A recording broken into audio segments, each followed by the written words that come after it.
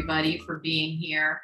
I'm Dr. Laura DeVoe. I am one of the co-directors of the Build the Era, and we're going to get started on our program in just a minute or so. We have some folks potentially still logging in, and we will be recording, or it is recorded, and we will be posting that up on our YouTube channel, and we'll get started in just a moment. And I'm going to introduce everybody, and then we'll go into the video. So we'll do that. All right. And if you could, please introduce yourself in the chat so we know who's here. If this is your first event, welcome. If this is your returner, tell people you're a frequent flyer. We'd love to know that, and we will go from there.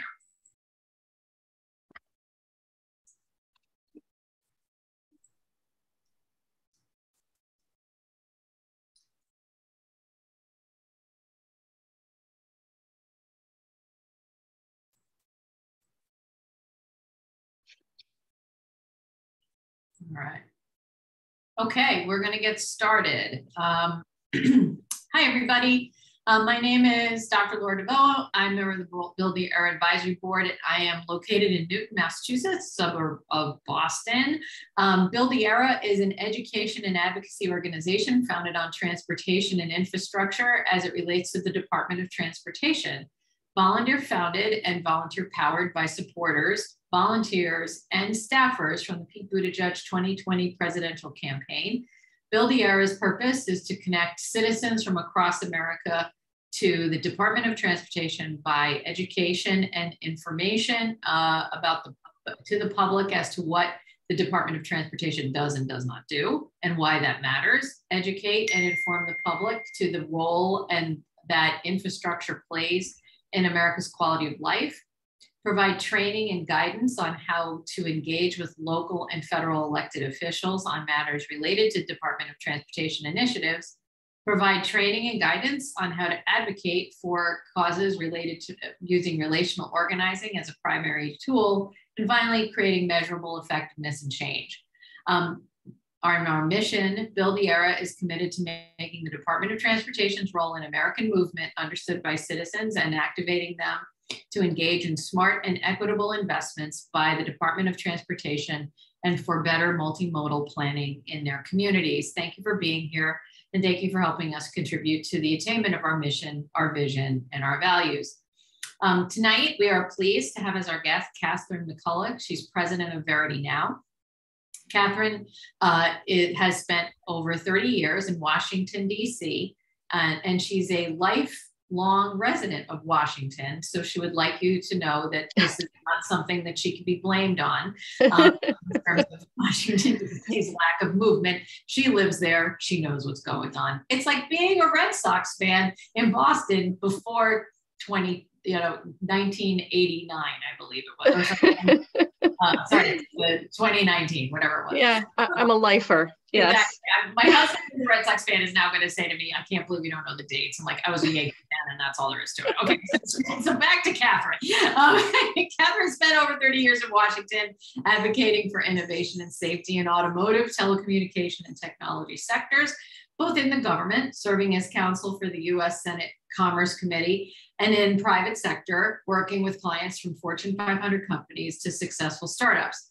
She's also a founding steering member of the Road to Zero organization, a group of 600 public and private voices leading the fight to end roadway deaths, where she has served as co-chair of the Equity in Transportation Working Group. She believes making people's lives better should be both a business value and a social value, and she works with stakeholders who want to maximize the societal benefits of their business. So before we get into our questions, and I want to again thank you, Catherine, for being here. We have a short video, and then once the video is over, I have some questions to ask Catherine. We really want this to be an Ask Catherine Anything type of program. Bill is my co-pilot. He is on monitoring the chat. So put any questions you have up in the chat.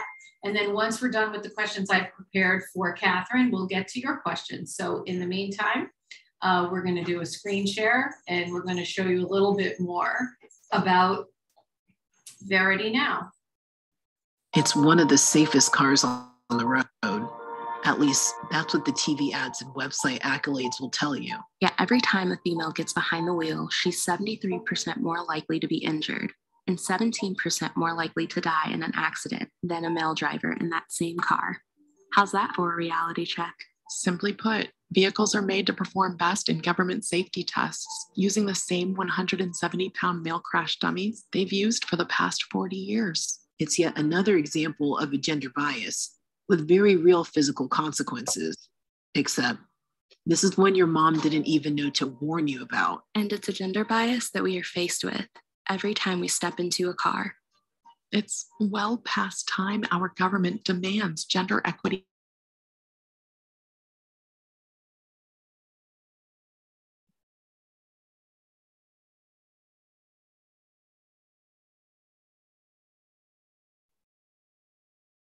Purina One has the inside story on your pet's health.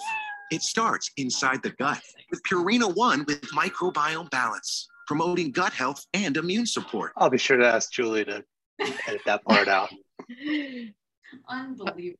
Okay, I love technology. Okay, so I want to start by talking to to Catherine about some questions that we talked about yesterday in our prep meeting. First of all, Catherine, could you provide us with some specifics about the history of Verity now?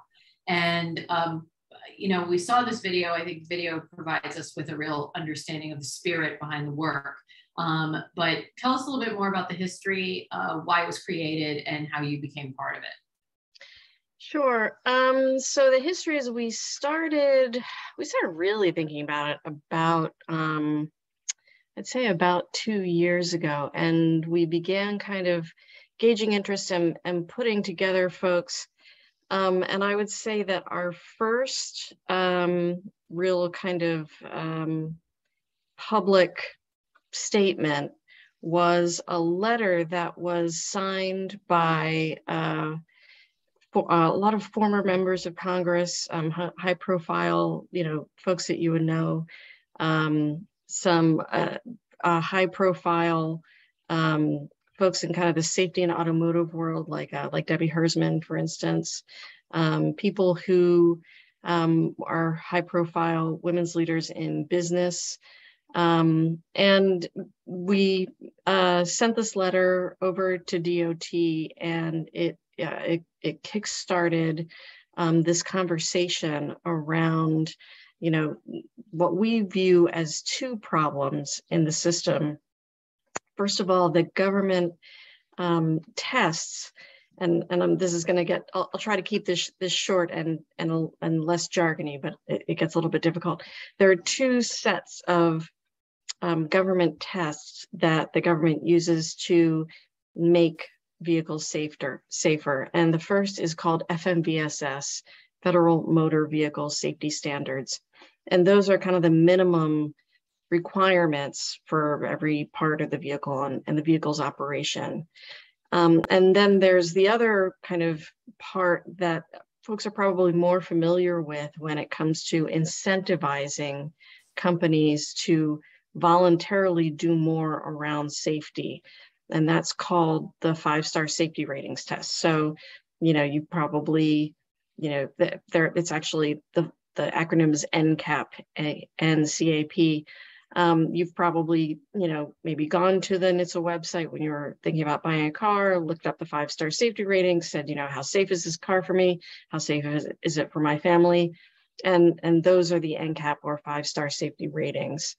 And those ratings are extremely popular. They were started several decades ago and actually printed up in a booklet, and it was, you know, like the fastest selling thing that had ever come out of the government, basically, because it kind of brings that you know, marketplace sensibility to government regulation, where, you know, it's actually just as you were discussing, Secretary Buttigieg, you know, is taking that consumer point of view when it comes to, for instance, comparing airlines.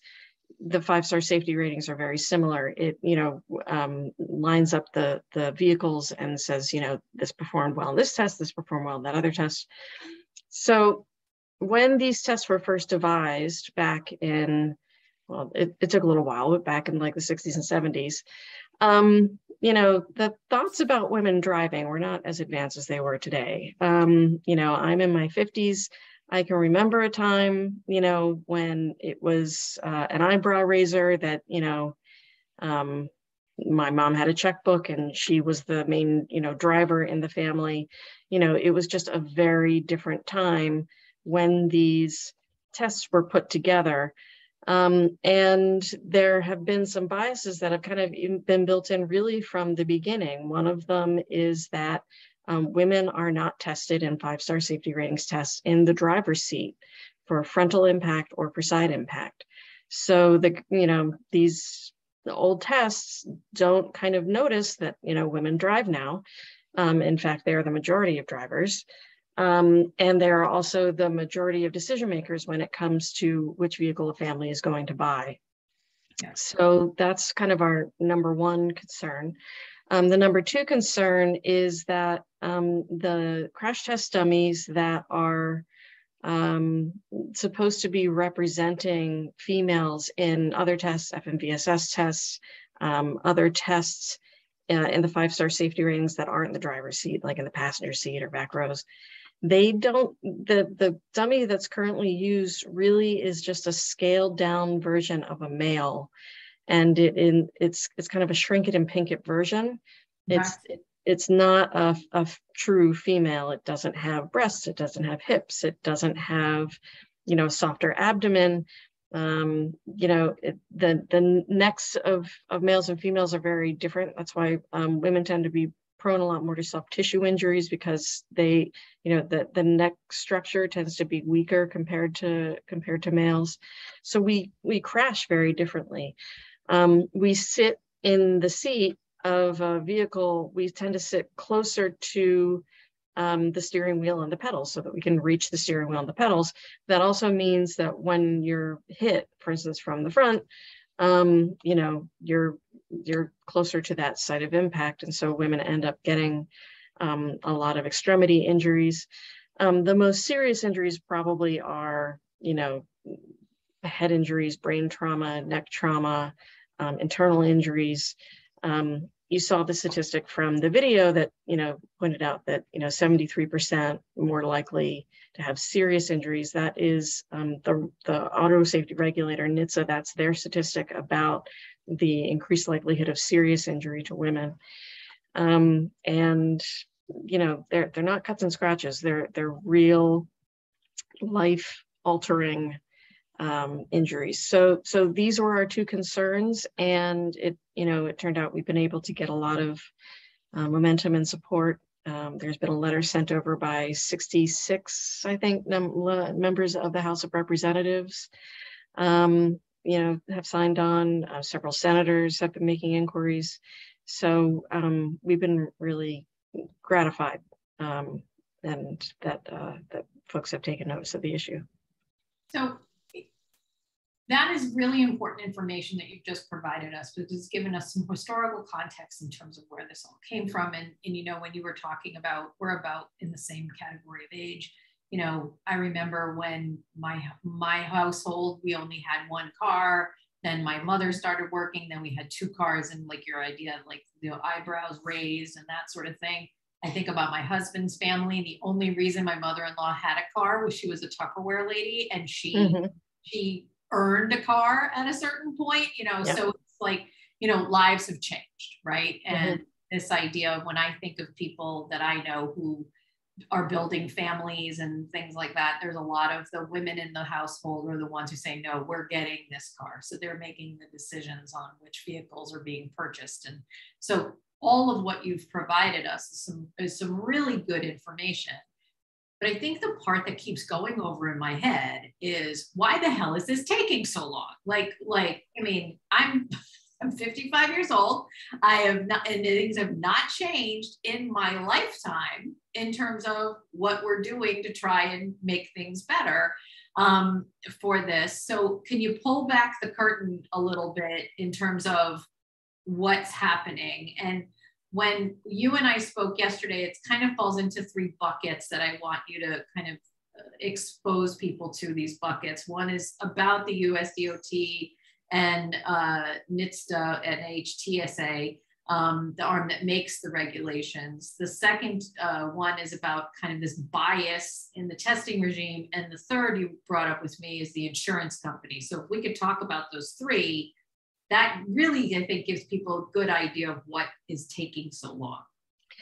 Yeah, and please forgive me because this gets a little bit into the weeds. So, you know, we're nerds, we're okay with weeds. Okay, good.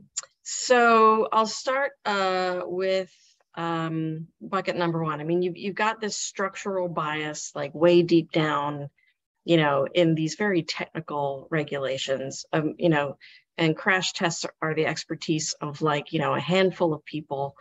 And, you know, there just isn't a huge universe that really fully understand it or care about it every day. And, you know, it's under the jurisdiction of this agency called NHTSA. And, you know, NHTSA has a lot on its plate. They have, I believe the last count was 14 regulations that they are in the middle of writing and promulgating. And they're very complicated regulations. I mean, anything that an agency has to promulgate, it's, you know, it's probably going to be complicated and time consuming, because you have to get, you know, there's a whole system by which you have to get input, and, you know, there has to be a fair examination. And then these are technical issues, so that part takes a while. And while this is happening, you know, to be fair to NHTSA, you know, the entity that they're regulating, the vehicle, is changing right under their feet. I mean, it's going from being, you know, a mechanical beast to a digital beast. Mm-hmm. And it's now a computer on wheels. That introduces a whole lot of other, you know, question marks. The marketplace that they're overseeing is changing drastically. Mm-hmm. You know, with the introduction of EVs, especially, you have a whole lot of foreign entrants. And so, you know, they're dealing with a lot of stuff. Right. So I have, you know, and probably my bias here is, you know, the daughter of you know, a federal employee, you know, someone who used to work for the federal government. It's a pretty big burden for them to be kind of, you know, going through this stuff. You know, and it's almost you know, an advocacy marketplace, if you will. You know, you have all these stakeholders pinging them on all kinds of different stuff around these 14 different regulations. And, you know, here we are raising our hand and saying, oh, and here's one more thing that you missed, and everybody else missed it before you, and can you fix it now? You know, like that's not easy, especially since, you know, right now, you know, they are understaffed, like a lot of different agencies. And, you know, probably unlike some of the other modal agencies, they have not had a consistent leader for a good length of time. For instance, Dr. Cliff, who was the last administrator, had been confirmed into the position for about 3 months, and then he just left to go back to California. So once again, the agency, you know, doesn't have that kind of permanent leadership, and that, you know, it's upheaval. So why he left after 3 months? Any reason why that might have happened? I don't know. I just don't know. I mean, he went to a very good job. You know, it was head of the California Air Resources Board, CARB, and that is where he had come from. And so, yeah, I imagine. So I imagine that, yeah. But it's you know, it's a very hard job, and they don't have many resources to do it, and we are, you know, one cause of many. That being said, you know, we believe that, you know, this issue is different from the other issues in that, you know, it is a government bias, and the government is not allowed to have bias within its system. Yeah. You know, the agency, you know, has a statutory authority to make a lot of decisions over safety, a lot of decisions over, you know, how a product is going to be regulated and those kinds of, tough decisions that they have to make. But the bias one is easy, you can't do it. And so since they already have the regulatory authority to make the changes necessary, and because the technology exists on the crash test dummy and to make that change, we think that the time is very ripe to just fix it. It's not that difficult of a fix. Right. On the third bucket that you mentioned, I would say that the incentives, the private market incentives kind of weigh against, changing what's going on. And that gets a little bit in the weeds too. Mm-hmm. So if you kind of think about, and I'm very sorry for the long explanation about this, but it goes back to, if you're in a vehicle crash, depending on the state that you're in, your insurance company, presuming that you are covered, is going to pay compensation, for your damages. Yeah. And depending on the state that you are in, as a woman, you may be worth less in terms of economic damages, because women make 83 cents on the dollar than men. Right. And the non-economic damages, which is, women do a lot of non-economic work. They do a lot of caregiving. They do a lot of, other work that is not compensated through a salary. Those damages are often capped depending on what state you're in. So if you add, if you're a company who's insuring someone, it's your fiduciary duty is going to be to bring down the costs to your business, and you're going to more easily bring down the cost to your business if you are reducing the cost of men getting injured than women, because women are literally worth less in our legal system. So it's like there's a bias in the crash test regime, but the reason it stays there is because there's a bias in our legal system. Right. And those two biases kind of combine, to make it difficult to fight against kind of the tide of incentivization, which is kind of pushing in the wrong direction for safety and for fairness. This was very illuminating and infuriating all at the same time.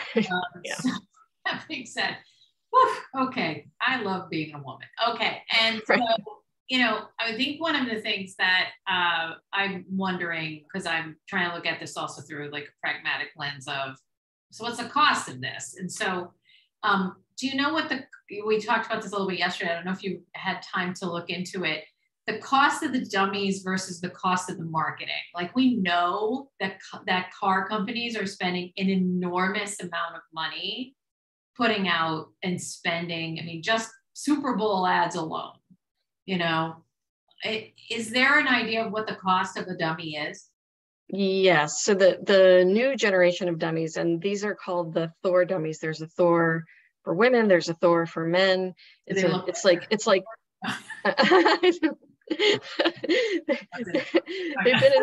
they've been in development for, actually, the Thor technology started a couple decades ago. Actually, NHTSA began working on it, and they've been working on it with different stakeholders, to their credit. But it's been worked on to the point where now the 5G of dummies, if you will, the new generation has multiple sensors attached, like up to 150 sensors.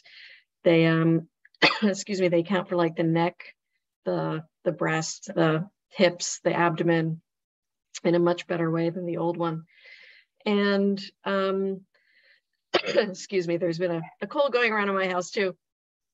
And I would say that in terms of cost, they are more expensive than the old ones. One of these dummies, which, in fairness, is used again and again and again over years and years, can be like up to $1 million. But that works out to be, about like $1 a car. you know, depending on the size of the car company. While marketing, you know, depending on whether it's, you know, a luxury vehicle, whether it's not a luxury vehicle, you know, that can be, you know, anywhere from $200 to $1,500, you know, per car, you know, somewhere in there. So the, you know, again, these are kind of back of the napkin estimates. I'm willing to be, you know, corrected with more precise information, but I think it's suffice to say that it's you know, it's not that much for, you know, frankly, something that legally has to happen anyway. Right, absolutely. We have a question in the chat, which I think is relevant before I get on to my other questions, but this is from Jonathan. He's also one of our members of the Build the Air leadership. He asked the question, crash test dummy specifications appear to be regulated as part of US Code Title 49, Part 572 to be specific. So would there need to also be a bill in Congress passed to change the specifications in federal law? Yeah, that's a great question. I just love talking about Part 572. I just so dig that somebody asked that question. So look at it, we're all nerds here. It's okay. We're all in a safe space. So right now, the dummies, you know, NHTSA is looking at this as kind of a three-part, you know, kind of situation. Part 572 is where they look at the dummy and that describes the dummy's specifications, like, you know, this screw goes here and that performs this way. And, you know, and so it's a descriptor of what the equipment is. And then in order to, you know, make that, the dummy's use part of either the 5-star safety ratings or FMVSS, the agency itself takes another step and says, okay, now we're going to mandate it, you know, for use in the 5-star safety ratings or FMVSS. So that's how they're doing it now. It's kind of a two-parter, but the agency can do it itself. They don't need, you know, any more congressional authority. They can just do it.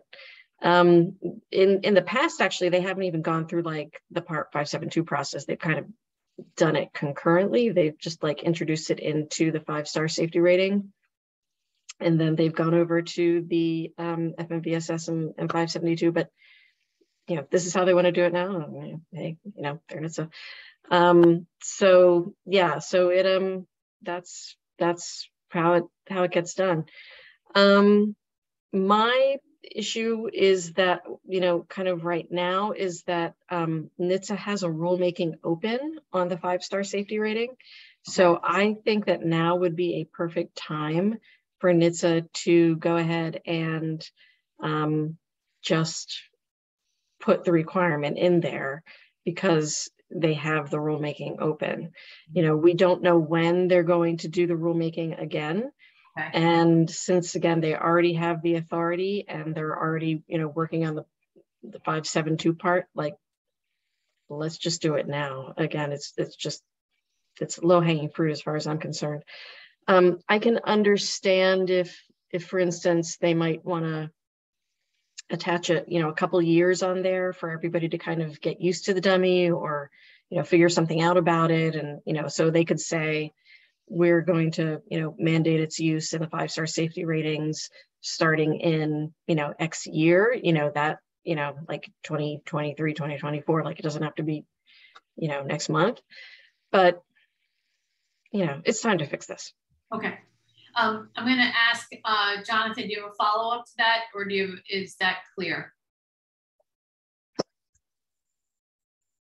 That's clear. Thank you. Okay, cool. Thank you.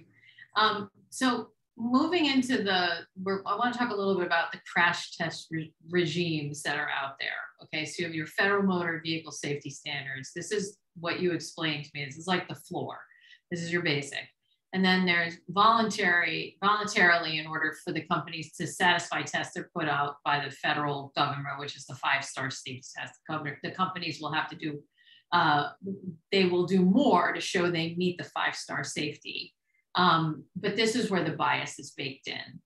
And so in some respects, so I wonder if there is a way for us as advocates to speak to our senators, our Congress people, even in the space of being a consumer.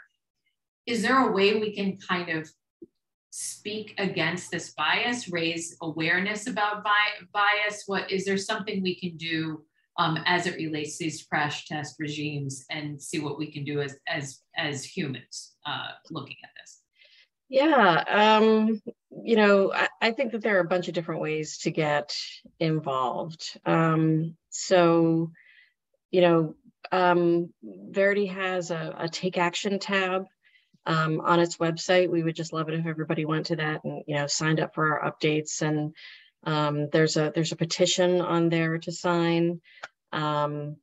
There's a Twitter handle. We would love it if folks would follow it. Yep. There's Cassidy. Cassidy works with us at Verity now, and my job is basically to do whatever Cassidy tells me to do. So Cassidy, I'm sure that I'm forgetting something, but we love having folks involved. We have been just really very, very fortunate to have a large response from all kinds of folks from all over the place. We consider this a bipartisan issue. We consider it it's a life or death issue. It's not a left or right issue. We were talking about pragmatism earlier. Like it's just a practical thing that should just get done kind of the easy way instead of like the messy way. Like let's just fix it. It's going to save several hundred to over 1,000 lives a year, depending on which study you're looking at. And the serious injuries, there's no reason to keep thousands and thousands of women out of the economic game and in the hospital. Like there's no reason. Right. So we're very grateful for everyone's support, whether it's about writing comments during the open NCAP period, which the comment period on NCAP has closed in the spring, but I think something like over 200 folks wrote in comments, and like regular folks, but also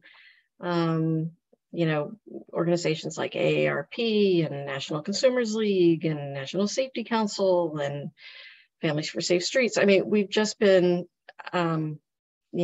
really, I don't want to say like overwhelmed, but I mean, like, I find it overwhelming that, people have been so wonderful and supportive on this. We feel very fortunate.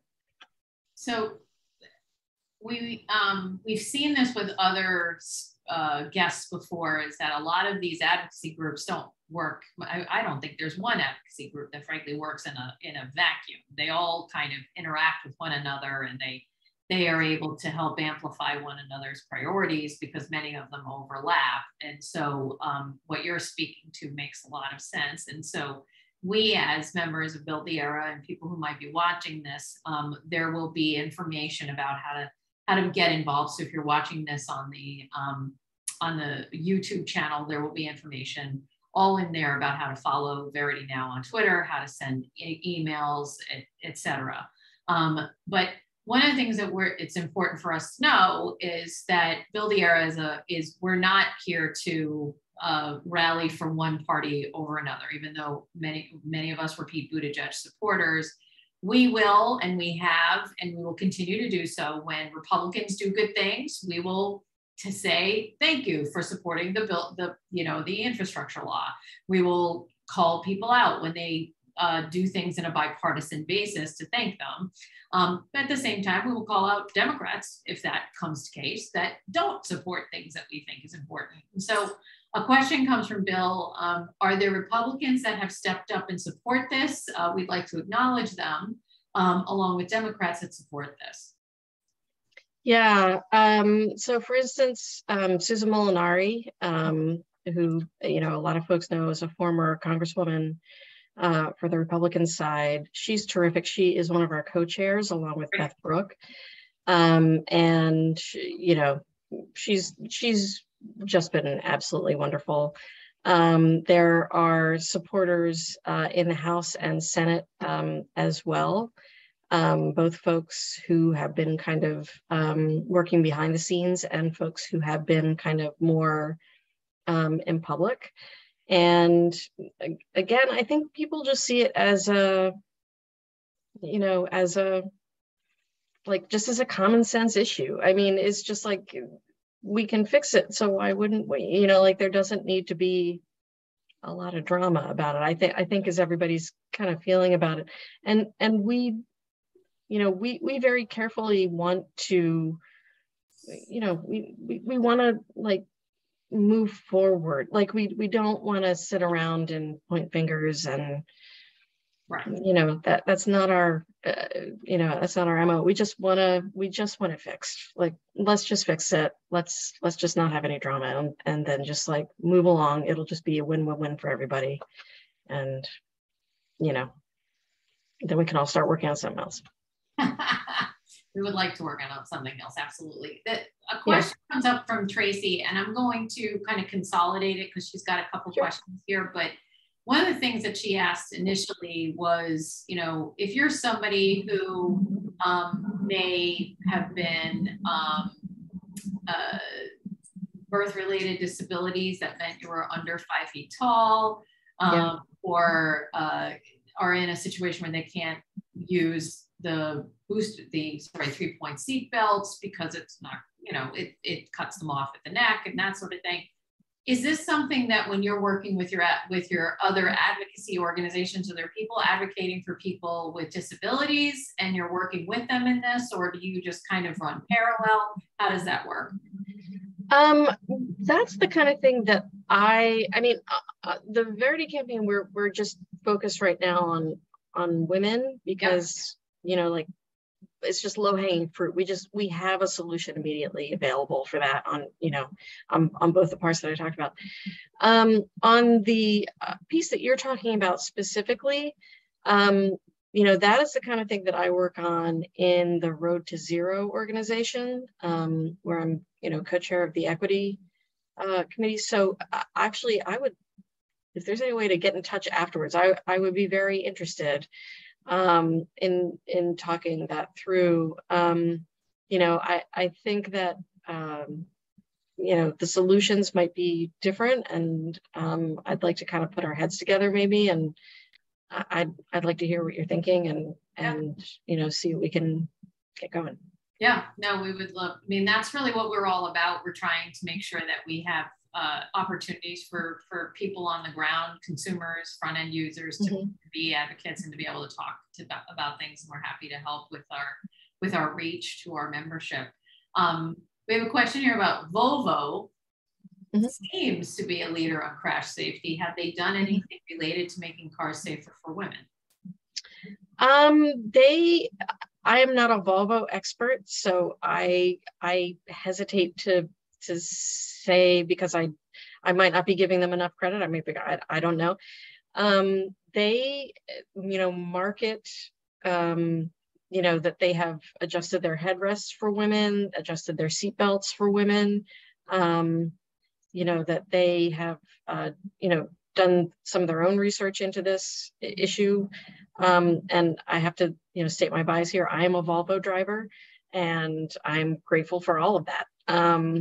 So yeah, I wish I could give you more of a clear, you know, answer. I can tell you what my Volvo dealership tells me. But yeah, I mean, I just enjoy having, you know, the fact that I exist acknowledged, and I'm happy to reward the company that actually wants to pretend that I exist. So that's kind of how I do it. That lends me to a follow-up question. So Bill brought up Volvo, but I'm wondering, are there companies that have specifically reached out to Verity now that say, we want to know more about what you're finding? Have you heard from any companies directly, or have you been spending so much time moving with the glacial pace of change of the federal government, that you haven't been able, that hasn't been part of the conversation? Because what's the incentive on their end to come to you? So. I'd be very happy to talk to anybody. I don't care who they are. And I have to say that our very diverse coalition, I think, reflects that. Yeah, I think that you know, we haven't had direct conversations with any of them so far. I mean, again, we consider this, you know, we consider this a bias issue that can just get fixed. And, you know, yeah. I'm happy to talk to whomever. Okay. You know, that at some point they might view it as a market advantage to be first movers. I don't know. Especially if they know that women are the ones who are making the decisions about buying. Mm-hmm. Yeah. We have a question from Jonathan. Is this an issue internationally, such as in the EU countries, or is it just in the United States that you're aware of? Is there an example of a specific country with equitable crash testing? That is another great question. In the EU, they are moving forward with Thor technology.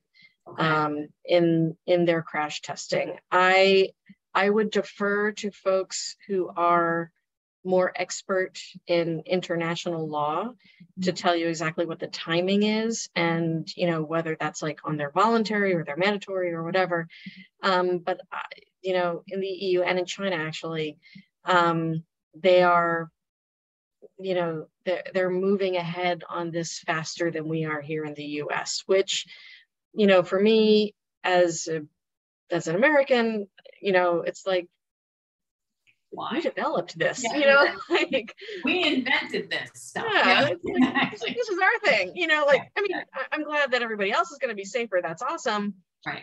But I would also like to have those benefits. And, you know, yeah, I mean, so. Yeah, no, it's one of the things that we've found with a lot of the conversations we've had is that when it comes to certain aspects of safety, of pedestrian safety, of, you know, even setting up bike lanes and things like that, there's other countries that are way ahead of us on this. And I think it's interesting that we are fallen so far behind. Jonathan has a follow-up comment here that China is an interesting comparison. That could certainly spark some conversations if they are having more equitable crash testing. So it seems sometimes, you know, when China moves in a certain direction, then finally we start saying, oh, they're doing this. Okay, we better catch up, you know. So we see this in a lot of environments. Unfortunately, we're playing catch up all the time. Yeah, it's honestly, it's a little frustrating. So I hope that we can get this resolved soon. Yeah. So I think, you know, from an opportunity here, I think from, you know, as we close out our time together, one of the things I want to stress with folks is that this actually is not something you have to be an expert in vehicle safety. You don't have to be an expert in national, you know, regulations. You don't have to be all these things. You can just say, I would like to know that if I'm driving a vehicle as a human woman, okay, who is built of a certain size and has breasts and hips and all that kind of stuff, that this thing is going to keep me as safe as the jaboni who's driving next to me in the front seat of this car. And why is it that these things can't happen? And I wonder, you know, many of us are members of other consumer organizations, whether we subscribe to Consumer Report magazine, and that's like a completely member-driven organization. If you have, you know, using our relational techniques when we talk about our mission, using our relational techniques to say, okay, A, I can start talking to people. B, I can send a letter to Consumer Reports or other consumer organizations to say, I saw something, I saw this organization, Verity Now. I'd like to know what you're doing about this. This is important to me as a consumer. Why are we still talking about this? Why aren't we acting on this? And so we can be a bit of like a little nail on a chalkboard with different organizations that we have access to. You brought up AAA, you brought up I would have to imagine AARP is connected to literally everything we touch. And so there's organizations that if you open your wallet and you see your AARP card, your AAA card, and you know you subscribe to Consumer Reports, you have 3 organizations you could be writing a letter or an email to and say, what are we doing to connect with this organization and try to make things better? So these are all things we can all do because this actually makes sense to people from a pragmatic standpoint. If you can get 2 sides of the aisle to agree on something, that's a big thing. And that's usually stuff that's pretty straightforward. Thoughts on what I just laid out? Here is exactly, that's my thought. I don't know if that was a question for me or for everybody else. It's for you, but I other people can chime in. Yeah, I couldn't be more enthusiastic about that approach. I mean, I'm very happy to network with anyone. I'm very happy to, provide whatever information we can to make that happen. All those organizations that you mentioned, are very powerful organizations. We were so grateful to get AARP's, support in the form of a comment. National Consumer League, I believe they're connected with Consumer Reports. They wrote in, we'd love that. We'd love more of that. We'd love to see if there are other places where we can connect, even, if it's in forums like this, where it's about educating people, if it's in, kind of taking that education and turning it into advocacy in the form of, letters to, certain folks within DOT, or, writing comments, the next time a comment period opens up, op-eds, tweeting, obviously, the name of the game these days is social. I'm pretty old, but I know that a lot of other people do that very well. So I'm sure that there are lots of different opportunities there. I'm on Twitter so much it built me a guest room. Okay, so that being said, so a couple of things we want to keep in mind as far as tonight's concerned is we want to make sure folks remember that we want to direct you to take action by going to veritynow.org/take action. We'll put the information again back up in the chat. If you want to send an email to info@VerityNow, you'd like to hear more about how to become an official member, supporter, advisor, or other relevant connections. I know there's going to be some people who are going to definitely follow up with you on that. And then the idea that Verity Now is on Twitter, and I think you've outed yourself, Catherine, that you are not running that account. So there's that, but I think there's ways to engage, and we want you to make sure that you are engaging with Verity Now.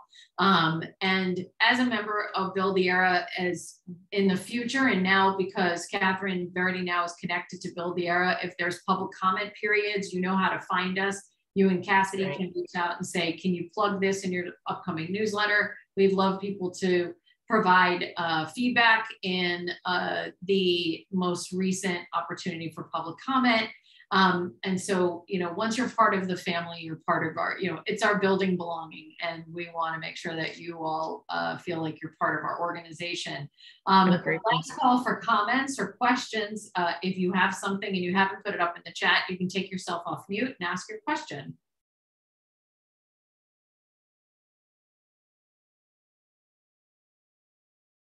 Okay, so that says to me that is it for tonight. Is there's anything, Catherine or Cassidy, you want to make a last comment, and then I will have a couple of announcements to send us out. I don't have anything to say except thank you so much for having us here. This is an issue that, frankly, I was kind of semi-retired and I kind of came off the bench for. Because it's you don't always get to work on really terrific issues all the time. After many decades in Washington, I'm fortunate to have worked in a lot of great places and on a lot of great issues. But this one, I have to say, after all these years of working with victims directly and seeing how the decisions that we make in Washington affect people on the ground, I feel very privileged to be able to do this work that on this issue today. So thank you so much for spreading the word. Thank you so much for your time and the great questions. I thought it was a great session. We appreciate you, and we appreciate all you do. So I want to turn our attention to what's coming up this fall. Halloween will be here any minute. I believe October is Pedestrian Safety Month. So that is something that you got to keep in mind when you've got your littles out there trick-or-treating. Last year, we provided a great set of resources on our website, as well as printables to hand out to your trick-or-treaters about pedestrian safety. So I remember last year I had a lovely little boy dressed as a fireman who came to our house and got his candy and got his pedestrian safety information. And then the next day I saw him walking around in my block and she goes, "You're the lady who gave me this cool card." So there you go. You can be cool and nerdy all at the same time. All right. So make sure you check out our website and get that information. And also our mascot, Rhonda, who is all about roundabouts. And it is roundabout time. Hello, Jonathan. I can't believe you aren't talking about roundabouts. It is roundabout season, but Rhonda is working on something really exciting, and we can't wait to share it with all of you before too long. So thank you all for being here, and please go to our website, buildtheera.com, and you will get all of our social handles, and you will be able to see all of our replays of all of our previous happy hours. And thank you to Cassidy, thank you, Catherine, and thank you everyone for being here.